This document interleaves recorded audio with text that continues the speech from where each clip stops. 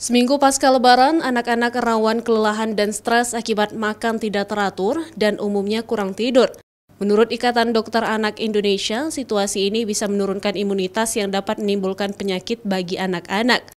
Adapun penyakit rentan yang dialami anak-anak seperti selesma atau batuk pilek akibat kelelahan, COVID-19 hingga campak. Penyakit ini muncul diduga karena saat Lebaran anak-anak sering bertemu dengan anggota keluarga lainnya atau pergi ke tempat wisata yang ramai dikunjungi oleh warga.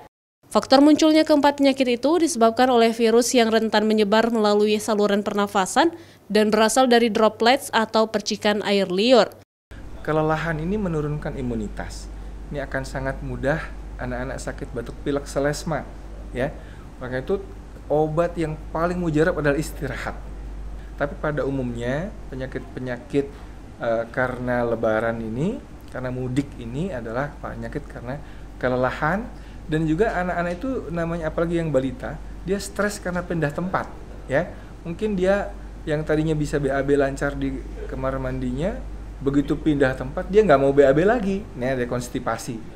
Sejumlah gejala penyakit pernafasan yang patut diwaspadai sejak dini yaitu hidung tersumbat atau berair, batuk, dan sakit tenggorokan hingga anak sulit makan.